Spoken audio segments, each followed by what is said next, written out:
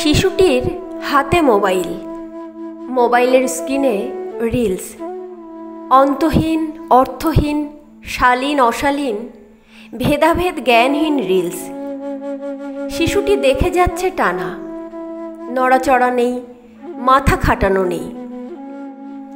আগে শিশুরা cartoon show দেখত 20 মিনিটের, অতক্ষণ মনোযোগ ধরে রাখার ব্যাপারও নেই। মিনিট দুয়েকের রিলস চলছে পর পর।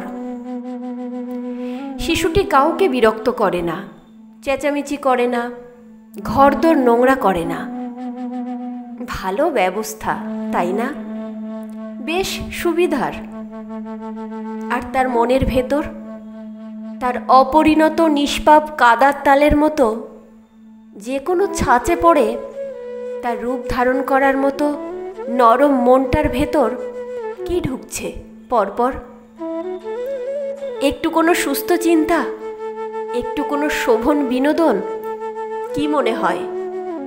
দয়া করে আপনার পরিবারের ক্ষুদে সদস্যটির হাত থেকে মোবাইলটি নিয়ে একটি বই ধরান। হ্যাঁ, মানছি এখনই পড়তে পারে না, হয়তো পড়ে দিতে হবে। আপনি ব্যস্ত, সত্যিই ব্যস্ত, সেটাও জানি। আচ্ছা, না হয় ছবি দেখুক খানিক, যখন সময় হবে পড়ে দেবেন। ছিঁড়ে ফেলবে, নষ্ট করবে, এদিকে যে মনের সুকুমার কোমল বৃত্তি নষ্ট হয়ে যাচ্ছে, তার কি হবে? আচ্ছা বেশ, বই না হয় নাই দিলেন, সাদা কাগজ আর পেন্সিল দিন, হিজিবিজি কাটুক। ঘর নোংরা হবে? বিশ্বাস করুন, ওর মনে যে নোংরা ঢুকছে তার থেকে বেশি হবে না। আর না হলে বক্স দিন, কাঠের বা প্লাস্টিকের, মডেলিং ক্লে, তাও না পেলে সাবেকি খেলনাবাটি, গাড়ি, পুতুল, কিছু তো করুক হাত দিয়ে, মাথা দিয়ে, মন দিয়ে। অন্যের বানানো কিছু উদ্ভট কিংভূত কার্যকলাপের রেকর্ডিং দেখে মগজ ধোলাই না হয়ে নিজের মনের খামখেয়ালিপনায় করুক না হয়। আপনার শিশুকে আপনি কিভাবে বড় করবেন সে বিষয়ে আমি সামাজিক মাধ্যমে উটকো লোক হয়ে গায়ে পড়ে জ্ঞান দিচ্ছি।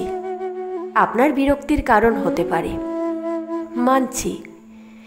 আসলে 4 বছরের কন্যা আয়নার সামনে নানা অঙ্গভঙ্গি সহকারে বলছে, মা, আমাকে সেক্সি লাগছে। তার মা আর বাবা গদগদ হয়ে বলছেন, দেখেছ কি সব বলছে, কোথায় যে শেখে কে জানে। সদ্য দেখা এই দৃশ্য আমাকে খুব ভয় পাইয়ে দিয়েছে। জানেন, এখনো সাবধান না হলে খুব বড় ক্ষতি হয়ে যাবে, ওদের, আমাদের।